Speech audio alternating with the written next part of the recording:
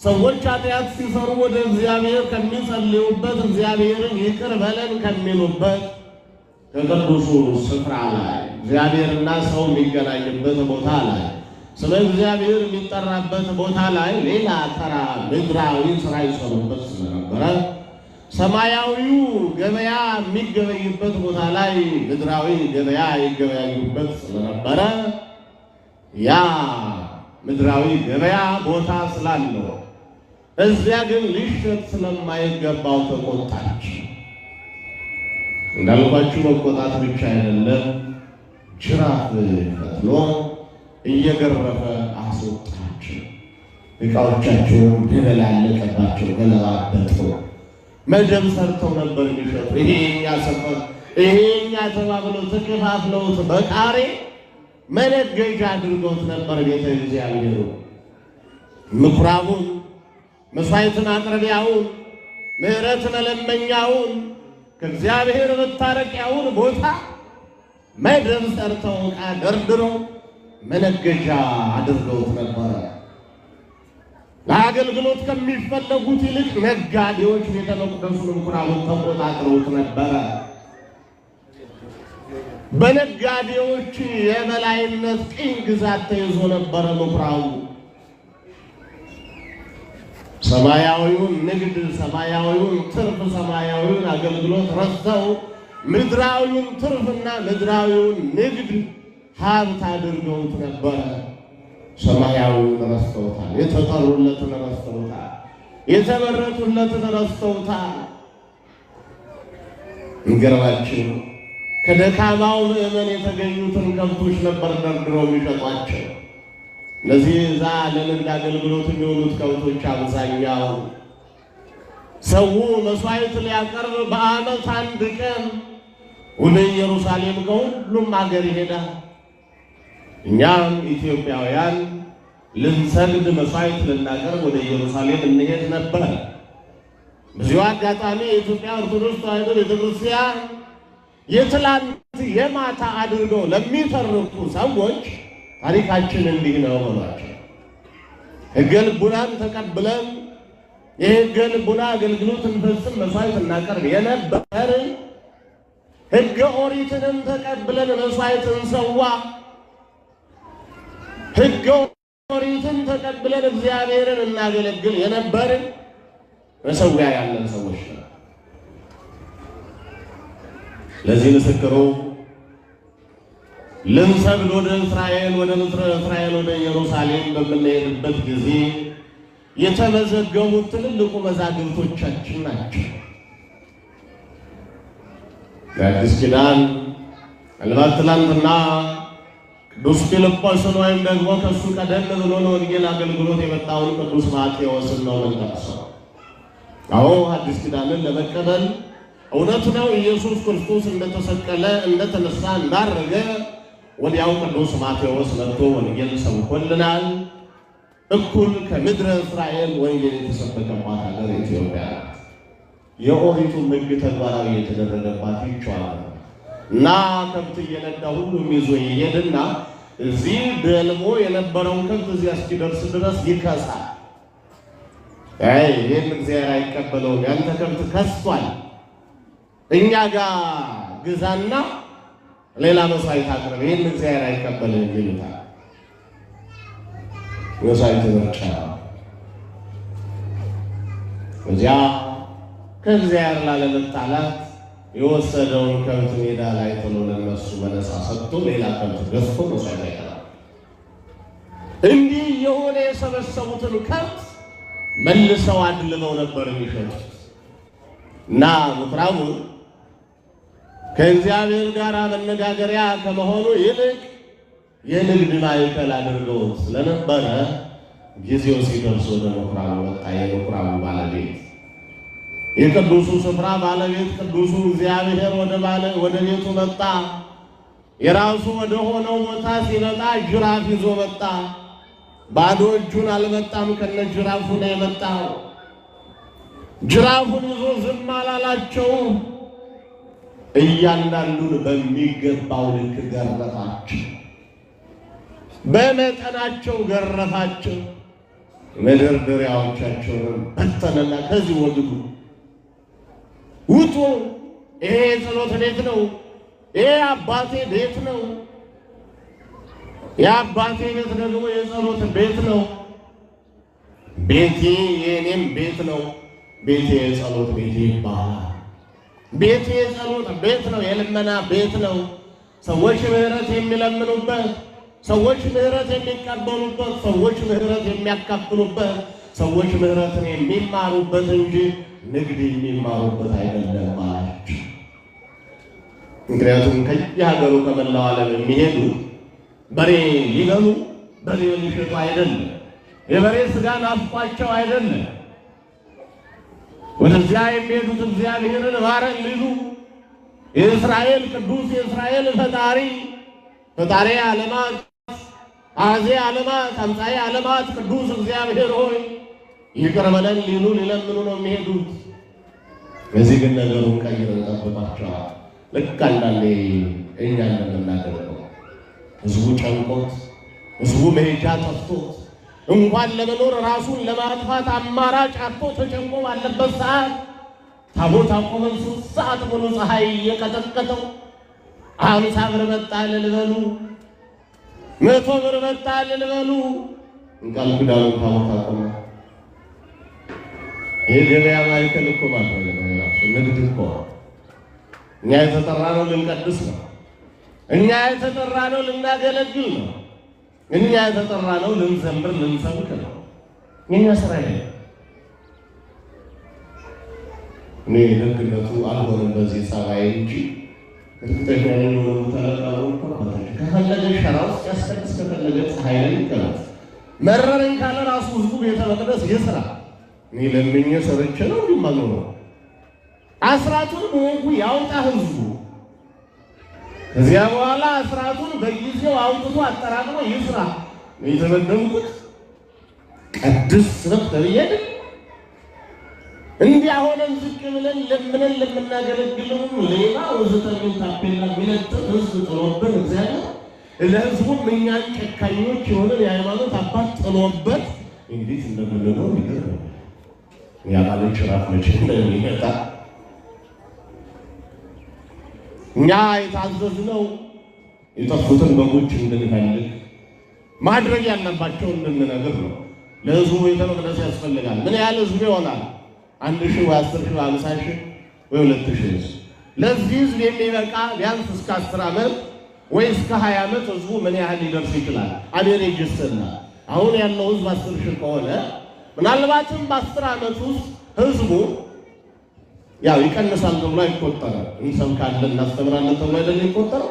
ስለዚህ በአቬሬጅ ብናሰላውና 20,000 እንኳን ቢጨምር ግን በ10 ዓመት ውስጥ በ5 ዓመት ልዩነት እንኳን ቢወልድ ተብሎ ይታሰብና ጠንካራውን ተስፎ ሰለፉ ስለሚታሰብ በ5 ዓመት ቢወልድ 30,000 ቢሆን፣ ስለዚህ ለ30,000 ህዝብ የሚሆን ቤተክርስቲያን መስራት ያስፈልገናል። ምዕመናን ኮስቱ ምን ያህል ይሆናል መወያየት። ከዛ ይሄን ያህል ኮስት ያስፈልጋል ተከፋፈሉና እንደሚሆን አድርጉት፣ ስሩት። ስትሰሩ አብረን በጉልበት በጸሎት እናግዛችኋለን። በመባረክ መስራቱና ሳንቲም ማውጣት የእናንተ ድርሻ ነው። ተታለቅ ከዛ በኋላ ኮስቱን ሚናይዝ ያደርግልኛል በሚለው ማቴሪያል ግን ዘመን ይሻገራል ታሪክ ይሆናል በሚለው ማቴሪያል ብዙ ስራ እንዲህ አይነት አዘዝ ነው። ህዝቡን መስራት የኛ ድርሻ ነው። ቤተ መቅደሱን መስራት የህዝቡ ድርሻ ነው። እኛ ህዝቡን እንድንሰራ ሰውን እንድንሰራ ነው የተላከ። ብዙ የፈረሱ ሰዎች አሉ። የሌለ ታሪክ ሰምተው የፈረሱ፣ የሌለ ማይታይ አይተው የፈረሱ፣ የማይሰማ ሰምተው የፈረሱ ምዕመናን አሉ። አባቶቻቸው ላይ ድንጋይ የሚወረውሩ። አሁንማ በተለይ በዘመናችን ይሄ ሚዲያ ከመጣ ወዲህ ሁሉ በሙሉ ቲክቶከር ነው፣ ሁሉ ፌስቡከር ነው። ብቻ በአጠቃላይ ቤት ውስጥ 5 ሰው ካለ 5ቱም ሚዲያ ባለሙያ ነው ሁሉ።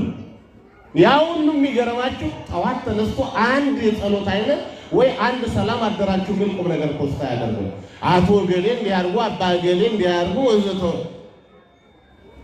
አማ ካህናቱን አቶ አባም የማለት መብት ያለው ወጣት ሆኗል። ካህን አያስፈልገንም፣ ጳጳስ አያስፈልገንም የሚሉ ሁሉ አይችልም። በቤቱ ሲላቸው አትሰሙ። ምንም ቢሆን እኛ ከእነ ኃጢአታችን ባንኖር ይሄ ቤተ መቅደስ አይከፈትም። ሁላችሁ ተሰብስባችሁ ይሄን ቤተ መቅደስ መክፈት አትችሉም። ምዕመናን ናችኋ። ከእነ ኃጢአታችንም ቢሆን መጨረሻ ስሜት ደሞዛችን ወይ ወደ ሲሆን ወይ ወደ ገነት ይሆንልናል እንጂ ቤተ መቅደሱን ለመክፈት ግን ግዴታ ሁሉ የተሰጠነኛ ከእነ ኃጢአታችንም ቢሆን እግዚአብሔር እንዲምረን ነው ስለኛ መጸለይ ያለባችሁ። ጳጳስ አያስፈልግም። ይሄ የማን ሲስተም እንደሆነ ታውቃላችሁ? ውስጥ ሆነው ተዋግተው ሲያቅታቸው የወጡ የመናፍቃን ሲስተም ነው። ክህነት አያስፈልግም አሉ። ያስፈልጋል አላቸው። ለምን? ክህነቱ እኮ ከባለቤቱ ከእግዚአብሔር ኢየሱስ ክርስቶስ ነው የተቀበልነው።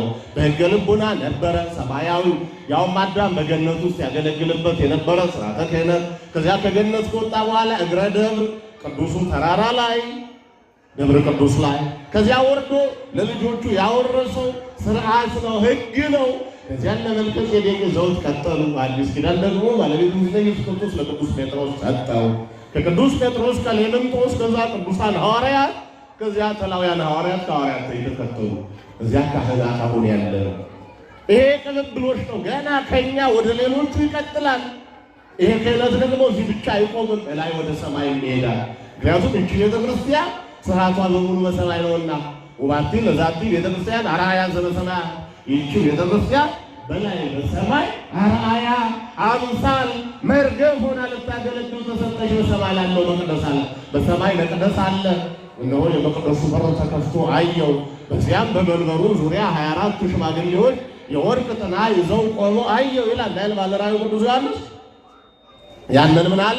ህየንተ ኪሩቤል ብነ በኪሩቤል ፋንታ ወላዲተ አምላክ እግዝእተ አለወት እግዝእትነ ማርያም።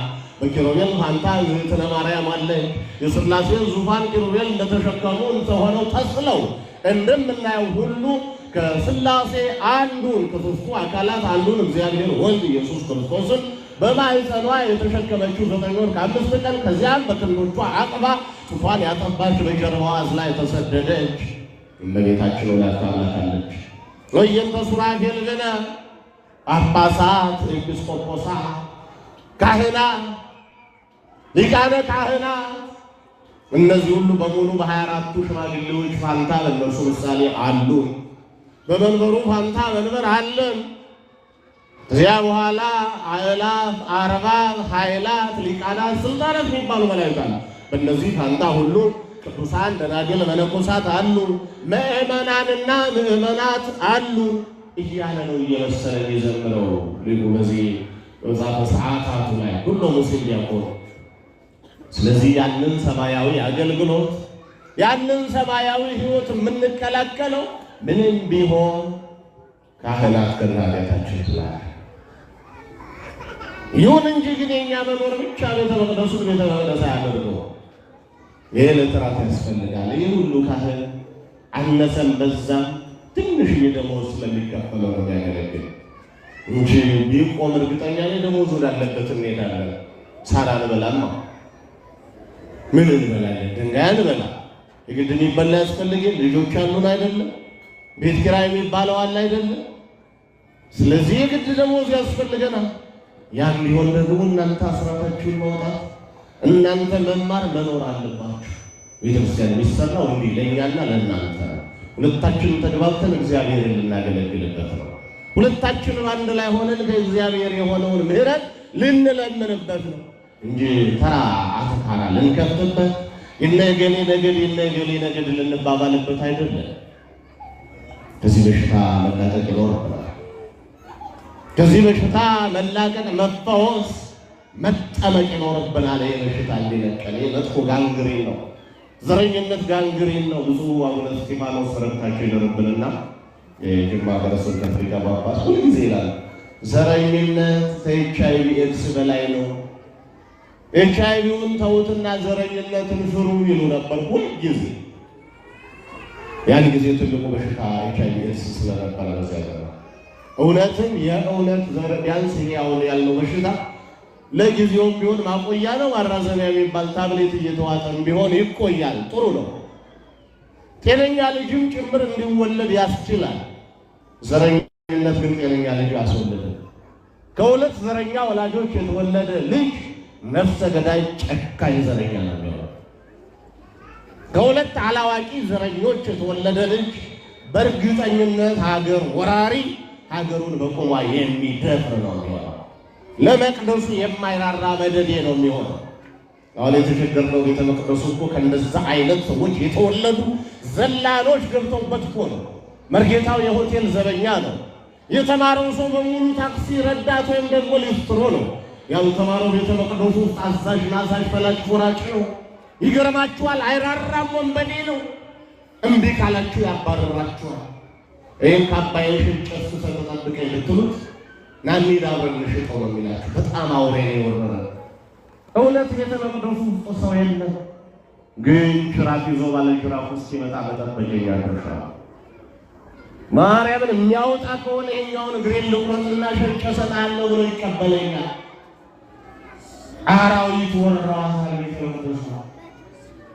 የኔ እግር ቆማጣ መሆን አያሳዝነውም፣ ብቻ ሸጬው ተቆርጦ ብር ማምጣቱ ነው የሚፈልገው። እርግጠኛ ነኝ ወደፊት ሁለት ኩላሊት ስላለ አንዱን ሽጥና ልቅጠርህ የሚለን ሰው አናጣ። እንቆይብ ያሳየናል ባለጅራፉ ቀድሞ ካላመጣ። ስለዚህ ይሄ ለምን ሆነ? ምዕመናን ንዝህላልነት ስላበዛችሁ። የእውነት ነው የምላችሁ የዛሬው ቀን የሚያከባብርም የሚያጣላም ቀን ነውና እውነቱን መነጋገር ግድ ይላል።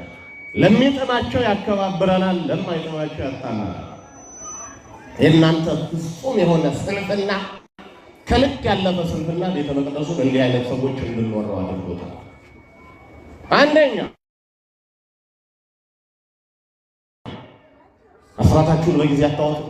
ሁለተኛ ለቤተ መቅደስ የሚያስፈልገው ምንድነው? የማያስፈልገው ምንድነው? የሚያስፈልገው ማን ነው? የማያስፈልገው ማን ነው? የለም ከዚህ ነፃ ናችሁ። ጆሮ ዳባ ልበስ፣ ኧረ እኔ አይመለከተኝም። ምናልባት እንኳን በስህተት ሰበካ ጉባኤ ከተሆነ ንጹህ ሰው ከሆነ ሲመረው ጥሎ ይሄዳል። አንዳንድ ሞገደኞች ብቻ ናቸው ተጋፍጦ እስከ ጥግ ድረስ ቤተክርስቲያን የሚያስከብረው። ካልሆነ ደግሞ አብሮ ተሞዳምዶ ከኛ ጋር ሌባ ይሆናል። ጨምሮ ይሄ ነው አሁን ቤተክርስቲያኒቱ ወሯት ያለ። ይሄ የሆነው በእናንተ ምንነት ነው አልኳችሁ። ስንፍና ከ10 አንዱ ጊዜ ምዕመናን አስራታችን የእውነት 10 ብር ስናገኝ አንዱ ብር ይዘን ነው ብንል፣ ልክ እንዲህ አይነት መንፈሳዊ ልማት ሲኖረን ደግሞ በቃ ይሄን ማድረግ ነበረብኝ ግን ይሄ መቅደም አለበት ብለን ድርሻችን የምናደርግ ቢሆን እንደዚህ ቆሞ እናያለን። ያው የቅርብ ጊዜ ነው ሰምቻለሁ። ባለፈው አጋጣሚ እዚህ መስመስና እዚህ ጥላ ላይ አረፍን ሻይ እየጠጣን ገብተን በሳለመ ዝም ብሎ የሚሰሩትን ሰዎች እንዴት ነው ስንት ወር ሆነው ስንት ጊዜ ሆነው ብለን ጠያይቀን አልፈን ሄደናል። ይህ ጥሩ እየሮጣችሁ ነው፣ ደስ ይላል። ምናልባትም አርአያ ልትሆኑ ትችሉ ይሆናል፣ አይታወቅም። እንዲህ አይነቱ ትጋት ይቀጥል የሚያስብል ነው። ጥሩ አባት ሲኖር፣ ጥሩ ህዝብ ሲኖር፣ መናበብ ሲኖር ከዚህ በላይ ሁሉ ይሰራል። ምናልባት ኢኮኖሚው ይዞን ሊሆን ይችላል በዚህ ልክ ብቻ የቆየው እንጂ ኢኮኖሚው ቢኖር የሁለታቸው የምዕመናንና የአገልጋዮቹ መናበብ እጅግ ደስ የሚል ነው። እንደ አዲስ አበባ ጥሩ አርአያ ልትሆኑ ናችሁ። ነገር ግን ቤተ መቅደሱ ቤቴ የኔ ቤት ነው አለ፣ የጸሎት ቤት ነው። ስለዚህ እዚህ ስንመጣ ለምስማን ቤት ገባ ውስጥ ጸሎት ልክ ታቦት ወጥቶ ቆም አይደለም። ዕለቱ ቅዱስ ሚካኤል ከሆነ ቅዱስ ሚካኤል በዛ ዕለት ያደረገውን ታሪክ በሰፊው ወንጌሉ ሰምተን አሜን አቡነ ዘበሰማያት ደህና ዋሉ። ለሕንፃውስ መዝሙር ራሱ ያድርጋ። እዚህ ዘነበ ወርቅ አቡነ ተክለ ሃይማኖት ቤተክርስቲያን አንድ አባት ነበሩ፣ አለቃ የነበሩ በ3 ዓመት ከምናምን አለም ቆይተናል። የምር አባት ናቸው። ህንፃው እንደዚህ እየተሰራ አንድ ቀን ከጠቅላይ ቤተ ክህነት አንድ ትልቅ አባት መጡና ወንጌል ተሰበከ። ታቦት ቆሞ ያ ሳንቲም ይታይ ሲባል አይ የለም አልተለመደም ነው። ወይማናን ጸሎት ተደረገ። አባታችን ተብሎ ሲል ያው ህንፃው ራሱ እየለመነ ነው፣ የምታደርጉትን ለማሳቸው አድርጉ ዘናቁ። የእውነት ነው የምላችሁ ቢለመን በ20 ዓመት አያልቅም። ምንም ሳይደከም ግን 10 ዓመት ሳይሞላ እዛ ሰፈር ውስጥ የሚገርም ቤተክርስቲያን ተሰራ። ስለዚህ ይህንን የምንነደው ድርሻችንን ማውጣት አካውንቱ ግዴታ ልክ የአንድ ሰው ስም ሴቭ አድርገን እንደምንይዝ ስልካችን ላይ ሴቭ እናድርገው። ከዛ በኋላ የሆነ ደስ ብሎ ግብዣ ሲኖር ሰዎችን ስንጋብዝ ቆይ እስኪ ቅዱስ ሚካኤል ደግሞ አንድ ሻይ ልጋብዘው። አንድ ሻይ ነው ከአምሳ ብርታችን የለም አይደል? የሁሉ ህዝብ 50 ብር ዛሬ ለቅዱስ ሚካኤል ይሻይ ብሎ ቢልክ ስንት ሺህ ብር እንደገና አስባችሁ? ለእኛ 50 ብር በጣም ተራ ነገር ነው። ጫማ አስጠርገን ቲፕ እንተው የለ 50 ብር አስጠርገን እኮ 50 ብር እንተዋለን። ለአንተ በ50 ሳንቲም ለአንድ ሳምንት ብሎ እናስጠርግ የነበረው ሰዎች ይህ ይመስገን በ50 ብር አንድ ቀን ማስጠርግ ላይ ደርሰናል። እድገት ነው። ጥሩ እኮ ነው። አንደኛ ይሄ የዚህ ዓለም ብር የዚህ ዓለም ወርቅ ተራ መሆኑን ትራሽ በቃ የተበላሸ መሆኑን ማሳያ እኮ ነው። ከዚህ ይልቅ ሰው ይከብራል ማለት እኮ ነው። ገልብጣችሁ ነው መረዳት የናት የለ ኑሮ ተወደደ አይደለም። በቃ ብር ለካ ቁም ነገር አልባ ነው። የት አባቱ የሁሉ ብር ተሰብስቦ አንድ ዳቦ መግዛት አይችልም ብሎ መረዳት እኮ ነው። አይ በ5 ሳንቲም የምንገዛ የነበረው ዳቦ አይደለም ይባላል። የት አባቱ በ50 ብር ዳቦ ገዛሁት ይሄ ብር ባዶ ነው ለካ በሚል ገልብጦ ሰዎች ሲሳደቡ ገልብጣችሁ ተሰማችሁ ምርቃት እኮ ነው። አሁንማ ስድቡ ሁሉ ከቆጠር ነው በኖሩ ማንኗኗር አይችልም። ስለዚህ እንዲህ አላቸው። ዋናው ቤተ መቅደስ ግን የትኛው እንደሆነ ታውቃላችሁ? እነዚህ ሰዎች የጸሎት ሰዓታቸውን ረስተዋል። ስራ ድርሻቸውን ረስተዋል። የተጠሩበትን ዓላማ ረስተዋል። እነሱ የተፈጠሩበትንም ዓላማ ረስተዋል። ስለዚህ የእነሱ ቤተ መቅደስነት ነበር የገደለው ኢየሱስ ክርስቶስ። እናንተ የእኔ ቤተ መቅደሶች ናችሁ፣ ግን አሁን ያንሳል ይበልጣል፣ ያዋጣኛል አያዋጣኝም፣ ሚዛኑ ግራሙ ሞልቷል አልሞላም ላይ ናችሁ። የነፍሳችሁ ግራም ጎድሏል፣ የነፍሳችሁ ሚዛን ተንጋዷል፣ ሕይወታችሁ ባዶ ሆኗል። ሕይወታችሁ ላይ ይበልጣል የሚባል ነገር የለም፣ ሙሉ በሙሉ ያንሳል ሆናችኋል። ስለዚህ ቤተ መቅደስ እናንተ ራሳችሁ ቤተ መቅደስ ናችሁ። ይሄ ቤተ መቅደስ ደግሞ እግዚአብሔር የሚከብርበት እንጂ ገንዘብ የሚከብርበት አይደለም። ይሄ ቤተ መቅደስ የእግዚአብሔር መንፈስ ቅዱስ ማደሪያ እንጂ ተራ የንግድ ማዕከል አይደለም። ስለዚህ እናንተ ነጋዴዎች ልትሆኑ አልተላካችሁ። ምክንያቱም ቅዱሳን ሐዋርያትን ሲጠራ ትዝ ይላችሁ ከሆነ አሳ እያጠመዱ አገኛቸው። ከዚያ ምንድን ያደረጋቸው? ጣሉት። እሱ ነው እንከሰር የስቴቀው መሰግራነ ሰብ ዋኮ መሰግራነ አሳ። እናንተ አሳ ለማስገር የተጠራችሁ አይደላችሁም። ዛሬ ጀምሮ ከዚህ ሰዓት ጀምሮ ሰዎችን የምታጠምዱ አድርጋችኋለሁ።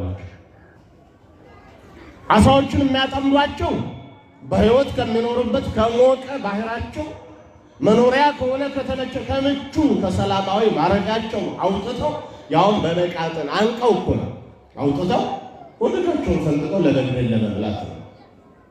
ሰዎችን ግን የሚያጠምዱት ከኃጢአት ባህር ዲያብሎስ በመቃጥን አንቆ ከወሰደበት ቦታ እያጠመዱ ወደ ሕይወት ወደ መኖሪያችን ወደ ቤተ መቅደሱ ወደ ሰላማዊው ንጉሥ ወደ ኢየሱስ ክርስቶስ ለማምጣት ነው። ወደሚያሳርፈው ወደሚያክመው ያለ ዋጋ እንዲሁ በነፃ ወደሚያኖረው አንዳች ነገር ሳያስከፍል ሕይወትን ለዘላለም ወደሚሰጠው ሳይሰለች ሳይዝል ክንዶቹ ሳይዝሉ ሳይሰለችና ሳይበሳጭ ማቀፍ መሸከም ወደሚችለው ወደ እግዚአብሔር እንዲያመጡ ነው። እና ለዚህ የተሰራውን ሰውነታቸውን እነርሱ ግን ንግድ ማዕከል አደረጉት። በዚያው መላመድ ይመጣል። ወርቅ ሲሸጥ ድንብላሉ የቅመም አይነት በሙሉ የቀረ የለም።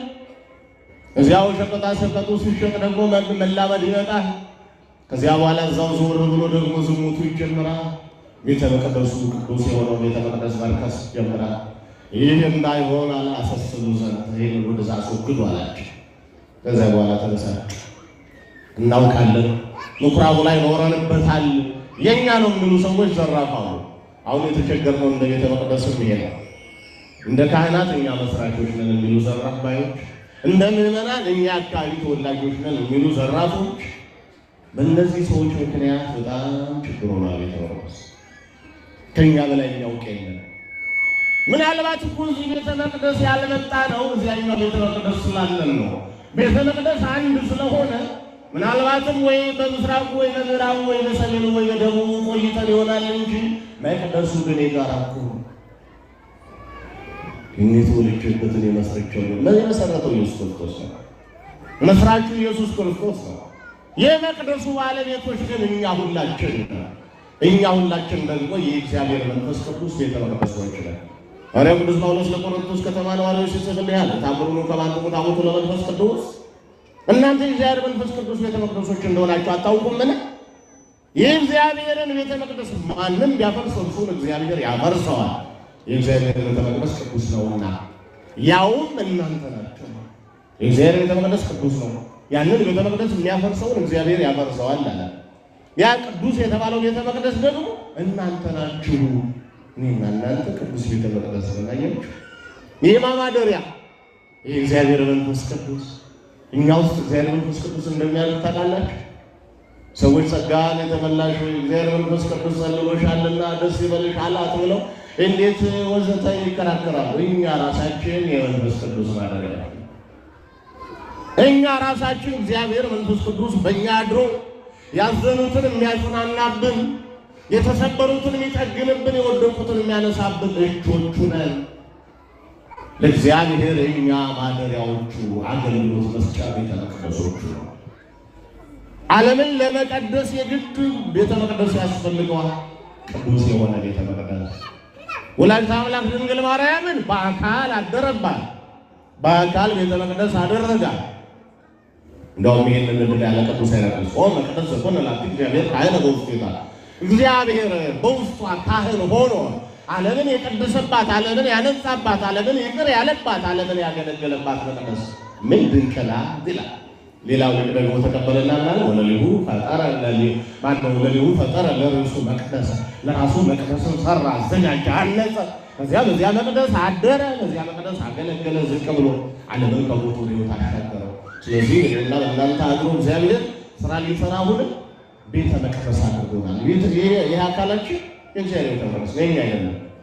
እግራችን፣ እጃችን፣ አይናችን፣ አፋችን ወዘተርፈ የእግዚአብሔር ቤተ መቅደስ ነው። ስለዚህ እግዚአብሔር የወደደውን እንዲያደርግበት ማጽዳት አለብን። ሁልጊዜ ንጹህ ማድረግ አለብን። ሁልጊዜ ንጹህ ማድረግ መጥረግ አለብን። በዓል ሲመጣ በተለይ ሴቶች ቤቱ ግድግዳው ቀለም ትጨነቃላችሁ፣ መጋረጃው፣ ሶፋው ይታጠባል አይደል? በክርስትና ሁልጊዜ በዓል ነው። ሁልጊዜ እንግዳ ይመጣል። እንግዳው ኢየሱስ ክርስቶስ ሁልጊዜ በሕይወታችን ይመጣል። መቼ እንዳይመጣ አልነገረንም። ስለዚህ ማጠን ይጠበቅብናል። እነዚህ ሰዎች ለምን ያሉት ሰዎች ምን የሚሉት ጥሩ ነው? ቆይ ይሁን፣ ለምንድን ነው አሁን የሚገለማበት? ምን ቁም ነገር ብለህ ነው? እሺ አንተ እስኪ ምን ምልክት ታሳየናለህ የመቅደሱ ባለቤት መሆንህን አሉት። ውጡ አላቸው። ካስወጣቸው በኋላ የሰዎችን ተደባልቋል እኮ ረዲ ድንብላልን አስቡት፣ ነጭ አዝሙድ ጥቁር አዝሙድን አስቡት። ተቀላቅሏል፣ ተዋህዷል፣ አንድ ላይ የሁሉ ተለያይተው በየእቃዎቻቸው ላይ እንዲሆኑ አዘዘ። የሁሉም ሰው ዕቃ የተደባለቀው ቀለም ወርቅ በሙሉ በየመደርደሪያ በየራሳቸው ዕቃ ሆነ። እሻው ይዛችሁ የባከነ ንብረት የለም አይደል? ያዙና ወጣላችሁ። ከንብረታችን እንኳን ተራ ከምንለው ነገር አንዱ እንዲባከንብን አይፈልግም። እንኳን እኛ ከራሳችሁ ጠጉር አንዷ አይደል ያለ አንዷ ያለ እግዚአብሔር ፈቃድ አትነቀልም። አሁን አስተከልን አስነቀልን የሚሉ ሰዎች ሁሉ አሉ። ስንት ጠጉር እንደተነቀለ ስንት ጠጉር እንደተተከለ ማወቅ ይቻላል። ብዙ ሰዎች ራስ በኮሪደር እየለማ ነው አሉ። ንቅለ ተከላ እኛ እንግዲህ እንደ ድል ሆኖ በእሳትም የሚሆን አይደለም የሚለቅ አይደለም እና አለ ለኮሪደር አንበቃም። ቢያንስ የኛ ጠጉር ይቆያል። ግን እንዲያው ጠጉር የከዳቸው በሙሉ አስተከሉ የሚባሉ ስንት ጠጉር ተተክሎ ስንት ጠጉር ተነቅሎ እንዳደረ መቁጠር ይችላሉ? አያችሁ፣ እግዚአብሔር የኛን ጠጉር የራሳችን ጠጉር ቁጥሩን ያውቀዋል። እዚህ ጢም ላይ ስንት ቁጥር እንዳለ ያውቀዋል። ይህንን የሚያውቅ አምላክ ተሸክሞን እኛን እንደምናኖር የምንጨነቅ ሰዎች አለን። አንተን እዛ እንደና ያላቸው የመቅደስ ግን የመሰለ መቅደስ እኮ ነው። አንተ ዝም ብለህ ብትጨቀጭቀን አፍርሱት እንደዚህ ነው የምትለን አሉ። ንስት ወለዘት ቤተ መቅደስ ይሄንን ቤተ መቅደስ እንዳውም ካላችሁ ድንጋይ ልዩ ነው። ይሄ እኮ ጥርብ ድንጋይ ተብሎ ልክ በእኛ ሀገር የአምቦ ድንጋይ ብለን እንደምናካፍለው አይነት ማለት ነው። ይሄ እኮ ልዩ መቅደስ አየሁ ግን አሉ ዋራይ ወለድ ከህንፃ ይላል አኪነት በቃ ሙያ ያረፈበት ምን አይነት ጠቢባን እንዳነሱ ይገርማል። እንዲላቸው እኮ ነው።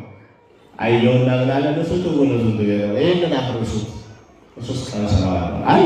ይህ ሰው የተጠበበበት መቅደስ ለእግዚአብሔር ልባቸው ሳይቀደስ በተቀደሰ መቅደስ ውስጥ ቢሰበሰቡ ምንም እንደሆኑ ሲነግራቸው ለእኛም ጭምር እኛ ንጹሃን ሳንሆን ንጹህ ቤተ መቅደስ ሰርተን ብንቀድስ በፍጹም መስዋዕት ተቀባይነት የለውም።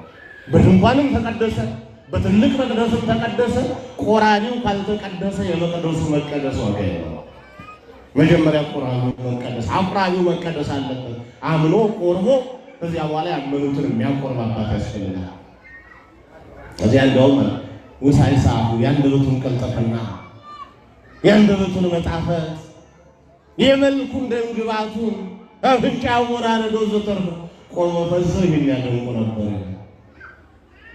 አንከሩ ምሮቶ ወገሰ ቃሉ ወሳይሳሁ ማስተማሩ ልዩ ነው። አቤት ሲያስተምር እውነት ሆኖ በሙሉ የተናገረው አንድ እንኳን ሐሰት የለም ይላል። ከዚያ ደግሞ ያንደበቱ መጣፈጥስ ለካ እግዚአብሔር ጊዜ ያለው መቅደሱን የሚያጸዳበት፣ ለካ እግዚአብሔር መቅደሱን ከኛ እጅ ነፃ የሚያወጣበት ጊዜ አለው። አሁንም በእርግጠኝነት ከኛ ከግፈኞች ነፃ የሚያወጣበት ቀን አለው መቅደሱን እግዚአብሔር።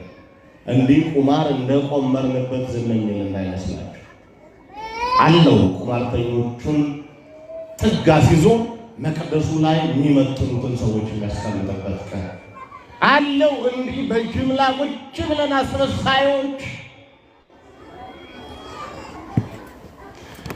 ሰላይና ደላላ ባንድ ላይ ተደባልቀን እንደምንኖር በእርግጠኝነት ያጸናዋል እግዚአብሔር። ለመቀደስና ለመቀደስ ብቁ የሆኑትን ብቻ ይሰበስብና ሌላውን ግን ቀሳ ያወጣዋል። ትዝ ይላችኋል? የዛሬ 4 ዓመት ነው ቀሳ ወጥተን የነበር ከመቅደሱ በቃ አገልግሎት ይብቃ፣ የሰው ንክኪ ይብቃ፣ ቤተ መቅደሱ ብቻውን እግዚአብሔር ይክበርበት ተብሎ የተባረረው የጉንፋን መጥቶ የዛሬ 4 ዓመት አካባቢ ግን አልገባንም። እንዲያመነው እኮ በየቤታችን ቅዳሴ ናፈቀን ስንል አቤት አስመሳይነታችን እኮ ይኸው። ግን የእውነት ነው ናፍቋችሁ የነበረ ግን ማስቀደስ እስኪ አስቡት ይበላችሁ። እውነታችሁን ነው ግን ቤተክርስቲያን መምጣት ናፍቋችሁ የነበረ የተወሰነ ጤነኛው ክርስቲያን ይናፍቀን ይሆናል። አብዛኛው ግን አስመሳይ እኮ ነው። የመጥቶ ገሌን ግደልልኝ ለማለት ምን መድከም አስፈለገ? የገሌን ነገር አሳየ ለማለት እዚህ ድረስ መምጣት እዚህ ሆናችሁ አትነግሩትም እንዴ? ይድፋልኝ፣ ያጥፋልኝ፣ ግደልልኝ። ይህ እኮ ጸሎት አይደለም። ይህ እኮ ማቃጠር ነው። ይህ እኮ ምቀኝነት ነው። እግዚአብሔርን እኮ አብረነት ሰገዳይ እንሁን እኮ ነው። ሰዎችን ብለን አባብለን ስንጨርስ ወደ እግዚአብሔር ዞር አይደለም። ልክ እንደዚያ ያጸዳልና አንድ ቀን መቅደሱ በቃ ነው። ትልቁ ሰው ሙፍቲ ትዝ ይላል። አልበቃ ስንል ተገዛ ቤታችን ተባረረ። የሚገርም ንግግር እኮ። አልበቃ ስንል እግዚአብሔር ተጠይፎን እግዚአብሔር ተቆጥቶ ከቤታችን አባረረን ነው ያሉታል። ልክ እንደዚያ የምንባረርበት ቀን እንዳይመጣ ወደ እግዚአብሔር እንመለስ፣ እግዚአብሔርን እንስማው። ወደ ምኩራቡ ወደ እያንዳንዳችን ሕይወት መጥቷል እግዚአብሔር። ስለዚህ እንስማው፣ ራሳችንን እንፈትሽ፣ ንስሐ እንግባ። ከጊዜያችን፣ ከገንዘባችን፣ ከእውቀታችን ካለን ነገር ሁሉ በሙሉ አስራት እናውጣ። ከጉልበታችን አስራት እናውጣ። ከዚያ የቀረውን ደግሞ 10% ለነዳያን እናካፍል።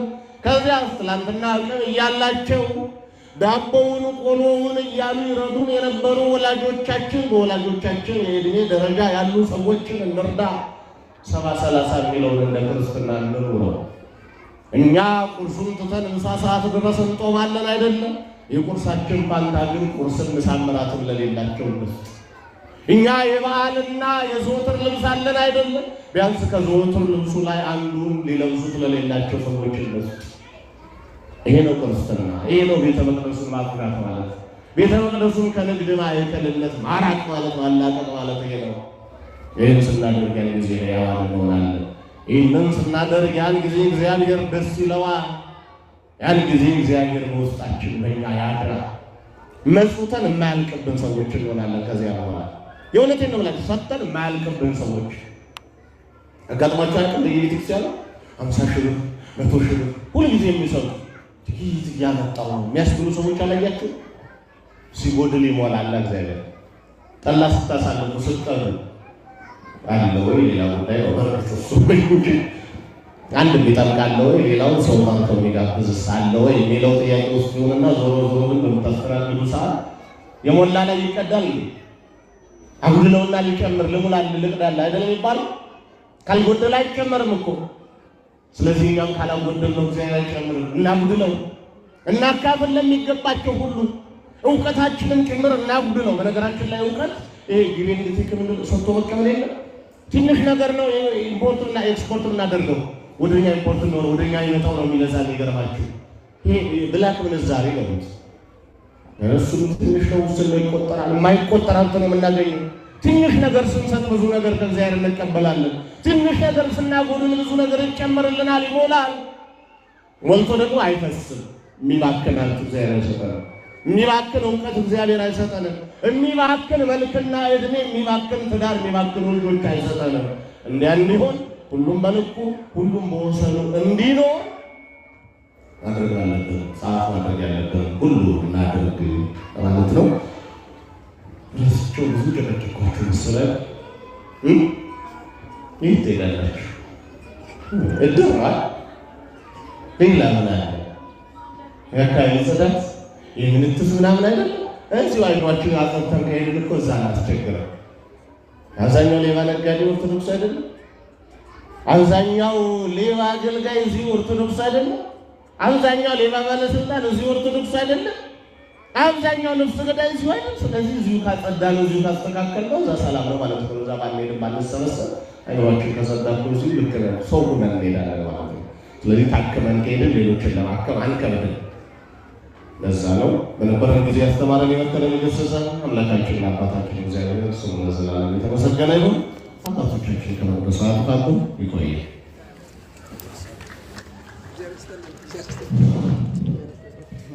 የመከረን ያስተማረን የመጋቤ ሐዲስ ወደ ሊቀ ሊቃውንት መምህር ቀለመወርቅ ብራራ